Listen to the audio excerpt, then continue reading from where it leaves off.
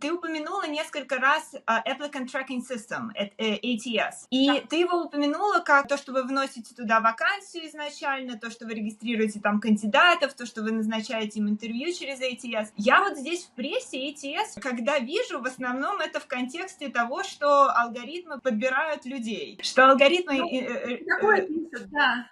Да, что алгоритмы анализируют резюме, и вас может, допустим, по резюме выкинуть алгоритм. Вот скажи, насколько вообще это частотно и что на самом деле происходит? Это супер нечастотно. То есть, наверное, я не возьму на себя ответственность сказать, что такое вообще не существует, потому что, я знаю, что некоторые АТСки такой функционал на самом деле тестировали и предлагали его для именно теста. Но я провела у себя опрос на страничке на LinkedIn. Ответила почти 60 человек, и мы обязательно выведем, давай вот сюда, результаты этого опроса. Так вот, чтобы суммировать, что показывает, я просто всегда сомневаюсь немножко в своих, в глубине своих знаний, я думаю, может быть, это мой опыт, может быть, это только у меня так, может быть, другие сейчас придут и скажут что-то другое. Нет, другие, в том числе рекрутеры из Microsoft, из Amazon, из Google и многие другие рекрутеры из совершенно других компаний ответили, что их АТС такое не делает. Причем у меня там был такой вариант ответа, что стоп it, пожалуйста, никакая АТС так не делает. Даже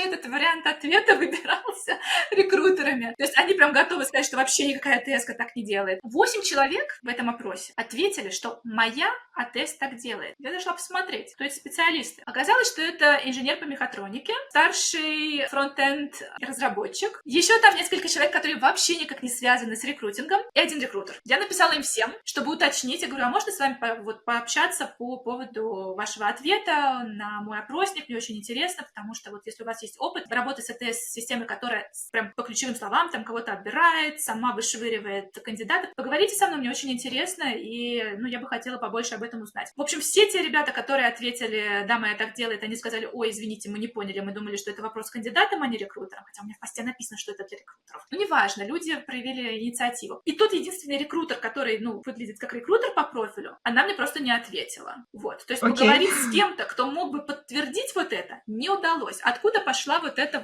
вся возня с тем, что АТСки злые, они вышвыривают людей? В какой-то момент в Форбсе представляете, в Форбсе появилась статья о том, что что-то там, 75% аппликантов вообще никогда не будут увидены человеческим глазом, потому что АТС их, проскринит, выгонит к чертовой матери, и все. Один из наших коллег, спасибо ему, кстати, за этот ресерч, написал прекрасную статью. Давай обязательно сделаем скриншот и дадим ссылку на эту статью, чтобы я сейчас время твое не тратила. Но, в общем, если очень коротко, то выяснилось, что статья в Форбсе была, может быть, оплачена, инициирована. Я не знаю, какие у них там взаимоотношения были с этой компанией, которая, в общем, этот вброс сделала. Но это компания, которая занимается составлением резюме за деньги. Точнее, занималась. Сейчас эта компания, в принципе, уже даже не существует. Ее там автор поста пытался найти, но не смог. Может, переименовались, может, ребрендинг, я не знаю. Но, в общем, это была компания, которая занималась составлением резюме за деньги. Именно на этом делаются огромные деньги теми консультантами, которые всем рассказывают про то, что кандидаты должны проскочить АТС. Мы, как рекрутеры, кричим, пожалуйста, не надо проскакивать АТС. Это единственное место, где мы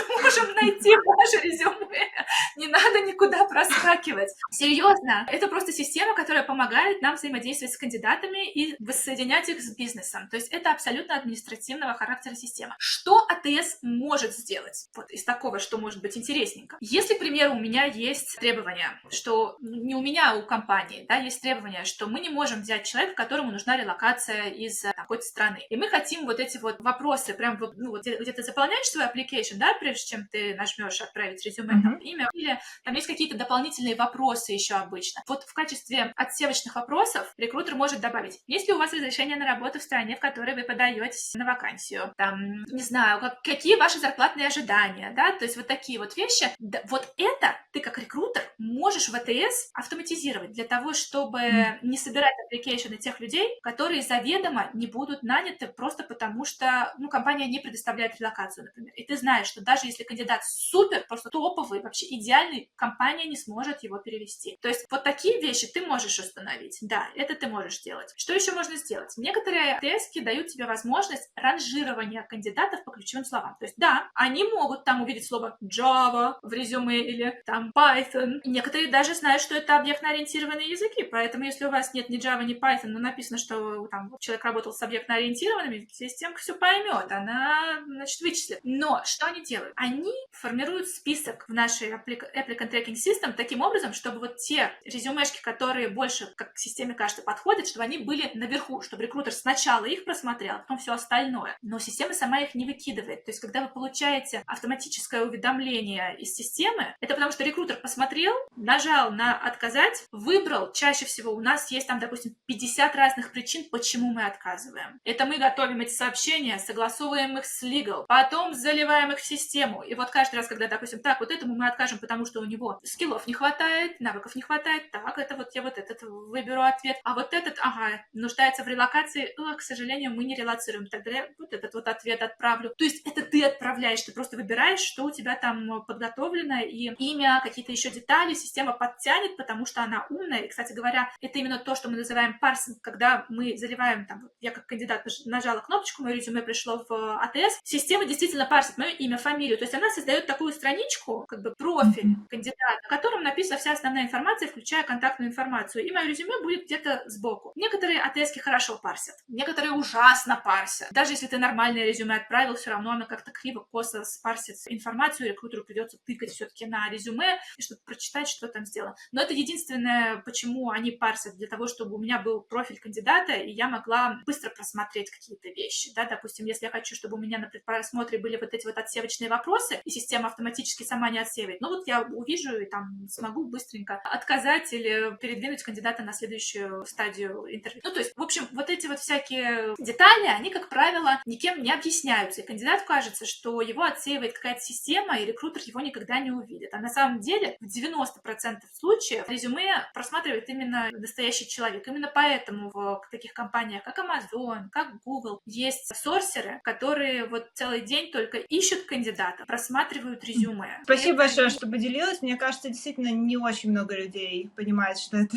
действительно так. И ты упомянула, что иногда АТСки могут ранжировать, да, резюме по ключевым словам. Да. А расскажи вообще, как происходит это ранжирование. То есть на что ты изначально смотришь, чтобы понять, кого ты первого будешь рассматривать? Допустим, смотришь ли ты, что это referral или не referral? Есть ли разница, вот, допустим, если нанимающий менеджер принес тебе на стол резюме человека, или если это резюме, которое ты сама нашла, или это резюме, которое просто люди откликнулись на сайте компании? Слушай, обычно все происходит достаточно примитивно. То есть ты отсматриваешь резюме в том порядке, в котором они у тебя в системе. Я тебе пришлю некоторые скриншоты. Я взяла несколько скриншотов из настоящей АТСки, которой я раньше пользовалась. К сожалению, сейчас я не пользуюсь. У нас другая. Но вот та, которую я пришлю, она прям очень наглядная. То есть ты видишь список кандидатов. И у тебя есть там опция быстрого просмотра, или ты можешь провалиться глубоко в кандидата, чтобы посмотреть больше информации, резюме и так далее и тому подобное. Но, как правило, ты отсматриваешь резюме в хронологическом порядке. Как вот они у тебя в системе приземлились. Неважно, сортирует твоя системка по ключевым словам, там, по заданным. Допустим, ты сказал, что вот на эту вакансию мне нужно, чтобы были вот эти ключевые слова. Хотя это немножко глупо, потому что там могут быть альтернативы. И там, особенно если ты работаешь в IT, может быть куча альтернативных каких-то технологий, которые, некоторые системы, может быть, умеют считывать, какие-то нет. В любом случае, ты не хочешь полагаться на систему. Плюс система, она, как правило, не знает, какая технология может заместить какую или какая может компенсировать что-то. То есть это достаточно сложно, и пока что, к сожалению или к счастью, я не знаю, но производители этих систем, они не настолько продвинулись, чтобы прям полностью заменить вот этот вот, хотела сказать, ручной отсев, глазной. Тут в нашем случае это глазной отсев, потому что ты должен все посмотреть. В любом случае, даже если система поставила чье-то резюме вообще в самый конец, ты все равно до него дойдешь и посмотришь. Вот. И когда ты просматриваешь, тебе нужно принять решение, что делать дальше. Тебе нужно кликнуть кнопочку, там, передвинуть на следующую стадию. Тоже дам скриншоты, чтобы вы посмотрели, как приблизительно эти этапы могут выглядеть. В разных компаниях по-разному, но мы можем сами решить, какие это этапы, в общем, и организовать все.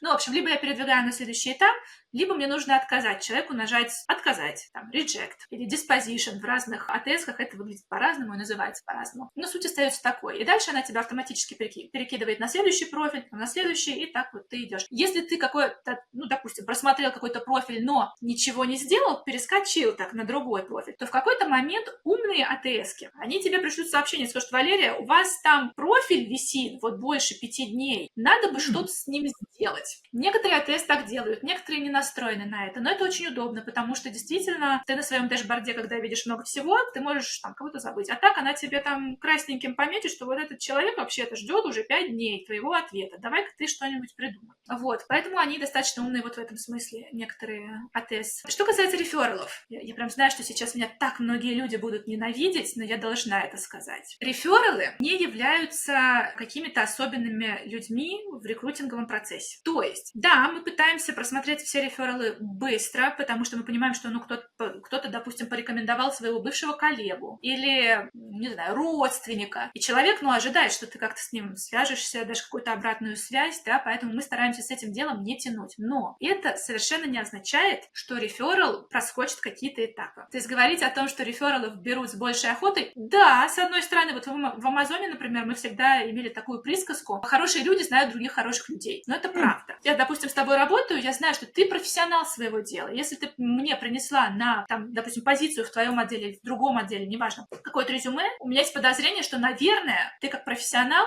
оценила, и ты понимаешь, что ты вот этого человека правда можешь порекомендовать. И поэтому, когда через наши вот эти вот внутренние специальные порталы, там АТС, неважно, у кого что работает, когда мы добавляем реферала, там, помнишь, есть обычно опросник: откуда вы знаете этого человека? Это мой родственник, это бывший коллега. Мы спрашиваем не просто так, потому что обычно рефералом может быть только тот человек, которого ты реально рекомендуешь. Если это незнакомый человек, который просто там к 100 людям постучался на LinkedIn, и ты подумала: почему бы мне реферал-бонус не получить? Сейчас я порекомендую, вдруг его наймут. А нам-то важно знать, что хорошие люди знают других хороших людей. Если ты этого человека не знаешь и рекомендуешь, то, значит, оно не работает. Значит, сама цель этой программы, она не сработала. Ты рекомендуешь незнакомого тебе человека, и порекомендовать ты его не сможешь. Поэтому, будучи такими вот настырными людьми, мы иногда связываемся с теми, кто кого-то порекомендовал, и говорим: Джон, а скажи, пожалуйста, я вижу, что в системе вот ты добавил там Наталью. Скажи, пожалуйста, вот ты указал, что какая-то другой источник, там, это не родственник, не знакомый,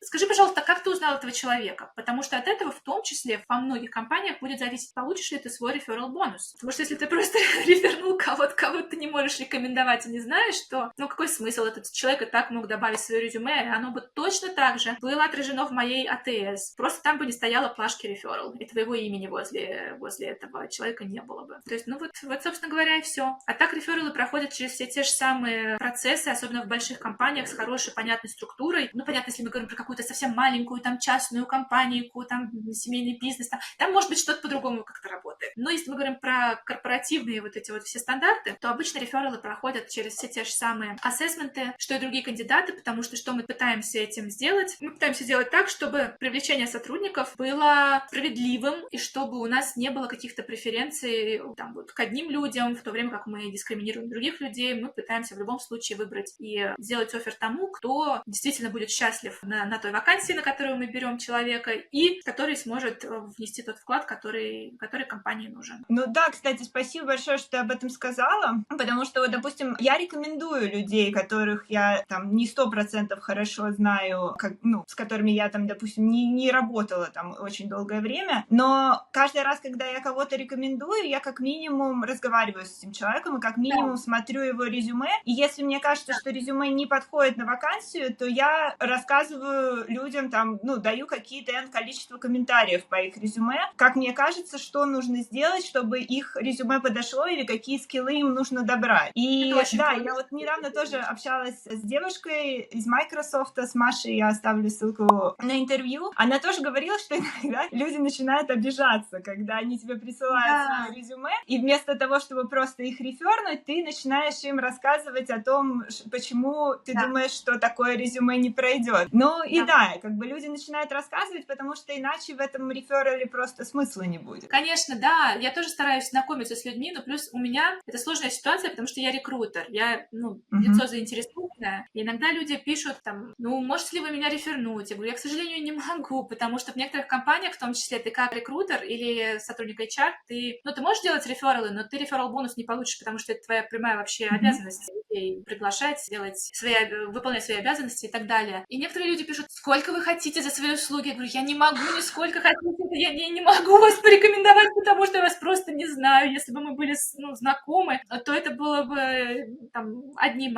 Действительно, как ты сказала, иногда ты не знаешь человека очень близко, но ты какое-то время, допустим, в одной группе состоишь, ты знаешь, чем этот человек занимается, ты видишь его проекты, вы там комментируете посты друг друга, потому что вы заинтересованы в деятельности друг друга. То есть ты, как медийную личность, допустим, кого-то знаешь, ты можешь этого человека, в принципе, порекомендовать, если у тебя кто-то спрашивает. Но когда люди прям совсем в холодную вот стучатся, то тут, конечно, сложная ситуация. Либо нужно знакомиться, как ты говоришь, и понимать действительно, кого и зачем, и куда ты рекомендуешь. Либо, как ты сказала, это теряет всякий смысл, если просто всех рекомендуешь, а эти люди, в принципе, и так могут пойти и оставить свое резюме на сайте. И оно попадет туда же. Вот это самое интересное, что некоторые отказываются воспринимать, когда ты говоришь, что все резюме в конечном итоге оказываются в АТС. Если у вас все нормально настроено, вот у вас нет багов каких-то, а у вас не ужасная АТС-система, она не должна быть ужасная, правильно, потому что это единственная функция вообще работать с аппликантами, то неважно, подадитесь вы через LinkedIn. LinkedIn синхронизируется с 99% АТС. Я не знаю, с какой не синхронизируется, я не видела никогда. Карьерный сайт тоже, он синхронизирован с АТС. То есть, как бы вы ни подали свое резюме, оно туда попадет. И вы все равно станете частью вот этого списка, по которому рекрутер будет тыкать своей мышкой и просматривать все, что у него есть. Кстати, да, еще в тему, вот, допустим, вот этих вот знакомств шапочных, которые помогают в нетворкинге, и вот с помощью которых, допустим, человек может порекомендовать тебя. Я тут читаю книжку, называется Tipping Point. «Переломный момент», по-моему, ее перевели. Такая довольно старая книжка, она была нашумевшая, я не знаю, лет 20 назад. И вот там как раз автор говорит о том, что он анализировал количество людей, принятых в какую-то компанию в какой-то момент, увидел, что 65% из них именно пришли через нетворкинг, нашли свою работу через нетворк. Но практически все из этих 65% нашли именно через приятелей, то есть через своих дальних знакомых. И он говорит о том, что ваши друзья, скорее всего, не помогут вам в поиске работы, потому что у вас примерно одинаковые интересы, возможно, у вас одинаковые профессии, у вас одинаковый круг знакомств, у вас примерно одинаковые вещи вы знаете. А вот именно вот эти вот приятельские отношения, неожиданные люди могут неожиданно помочь в поиске работы. Да, главное, чтобы вы с ними хотя бы были знакомы. Да, да, обязательно. Это обязательный фактор.